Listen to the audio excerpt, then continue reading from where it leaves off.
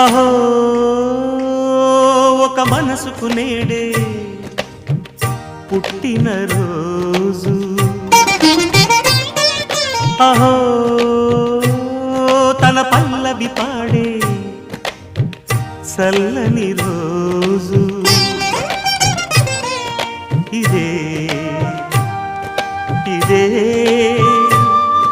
కుహు స్వరాల కానుక, మరో వసంత గీతిక జనించు రోజు.